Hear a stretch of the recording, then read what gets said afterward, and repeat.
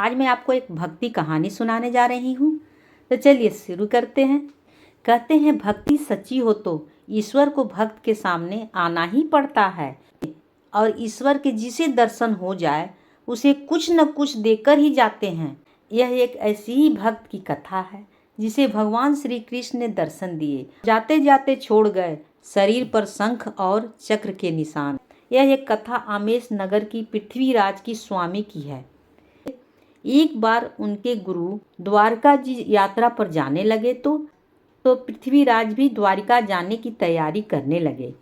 उन्होंने कहा कि द्वारिका जाकर शरीर पर शंख चक्र बनवाऊंगा।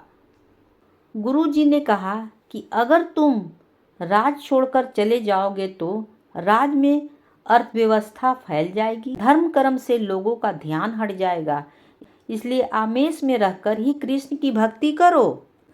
गुरु की बात मानकर पृथ्वीराज भी आमेश में ही रह गए, लेकिन उनका ध्यान द्वारिकाधीश में ही लगा रहा।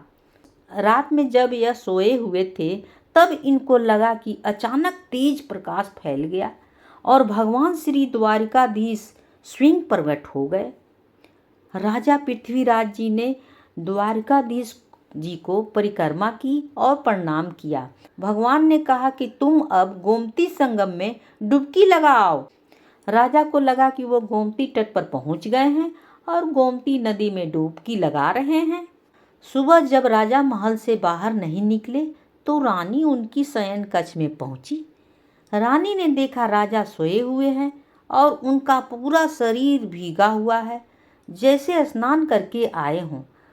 रानी ने देखा कि राजा के बाजू पर शंख और चक्र के निशान उभर आए हैं। राजा की नींद खुली तो वो भी इस चमत्कार को देखकर हैरान थे। उन्हें लगा कि भगवान स्वयं उनकी इच्छा पूरी करने के लिए आए थे। इसके बाद राजा पूरी तरह से कृष्ण भक्ति में लीन हो गए और हमेशा कृष्ण भगवान की कीर्तन करते रहे। कहानी होती है समाप्त।